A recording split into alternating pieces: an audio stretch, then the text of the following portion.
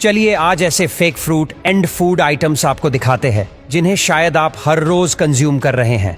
Number 1, white bread. मिलावट का शिकार केवल दूध ही नहीं बल्कि दूध के साथ खाई जाने वाली ब्रेड भी है। कभी सोचा है कि कई ग्रेन से मिलाकर बनाई जाने वाली ब्रेड इतनी सफेद कैसे रहती है?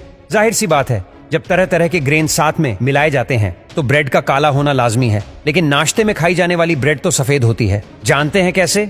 वह इसलिए क्योंकि उसमें गेहूं और बाकी ग्रेन्स के साथ पोटेशियम ब्रोमेट भी मिलाया जाता है। यह केमिकल केवल ब्रेड को व्हाइट ही नहीं बनाता बल्कि इलास्टिसिटी बढ़ाता है। रिसर्च में पाया गया है कि इस केमिकल के चलते लोगों में कैंसर होने के चांसेस बढ़ जाते हैं। इसीलिए कई देशों में ब्रेड में पोटेशियम ब्रोमेट के इस्तेमाल पर रोक लगा दी गई है, लेकिन भारत में FSSAI के रेस्ट्रिक्शन के बाद भी मैन्युफैक्चरर्स इसे कहीं ना कहीं इस्तेमाल करते हैं। Number 3, salt. सोल्ट अगर हम कहें कि जो नमक आप खा रहे हैं उसमें भी एक बड़ा झोल हो सकता है, तो आपका रिएक्शन क्या होगा? इंडियंस का सोल्ट और स्पाइस इनटेक दूसरे देशों के मुकाबले काफी ज्यादा रहता है, लेकिन दिलचस्प बात है कि मिलावट के दौर में मुनाफाखोरों ने नमक को भी नहीं बख्शा है।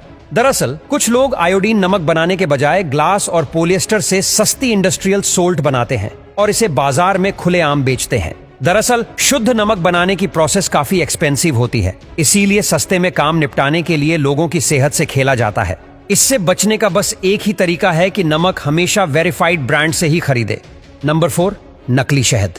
दोस्तों, ये तो हम सबको पता है कि मधुमक्खियां सेहत बनाने के लिए फूलों का इस्तेमाल करती हैं, पर नकली शहद बनाने के लिए इन पालतू मधुमक्खियों का इस्तेमाल किया जाता है। पर ये मधुमक्खियां फूलों का रस चूसकर शहद नहीं बनाती, बल्कि इनके बॉक्स के ऊपर चीनी को इस तरीके से घेर दिया जाता है कि बाद मधुमक्खियां इस चीनी को खाकर बॉक्स के अंदर वापस चली जाती हैं और फिर इस प्रोसेस से जो शहद तैयार होता है वह नकली शहद होता है। अब आइए जानते हैं नकली शहद को कैसे पहचान सकते हैं। देखो, नकली शहद पहचानने के तरीके में आपको शहद की एक बूंद लेकर कपड़े पर गिराना है, और अगर वह बूंद कपड़े में न लगने की बजाय नीचे गिर जाए तो आपका शहद असली है, और नकली शहद हुआ तो कपड़े पर चिपक जाएगा। और अब तो नकली शहद में इतने सारे केमिकल मिला देते हैं कि नकली शहद को पहचान पाना काफी मुश्किल हो जाता है।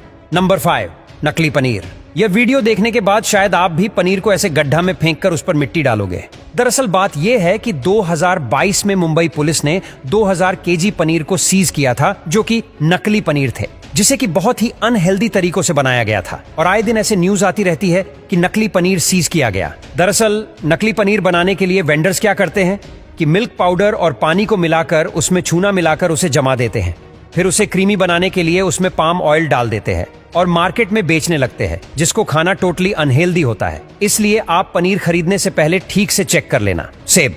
हम सभी जानते हैं कि सेब केवल कुछ लिमिटेड हिल एरियाज में होते हैं। अब जरा टेक्निकली सोचिए, हिल एरिया से चमकदार सेब 140 करोड़ आबादी तक पहुंचाने के लिए मार्केट सप्लायर्स क्या करते होंगे? ज्यादा कुछ नहीं, बस उसके रंग रूप से छेड़छाड़।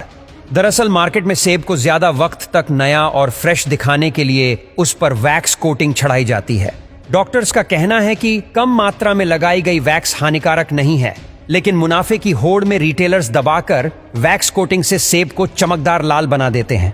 वह इससे प्रोटीन के सोर्स से जानलेवा इन्फेक्शन, ब्रीदिंग प्रॉब्लम्स और अल्सर का बाय प्रोडक्ट बना देते हैं।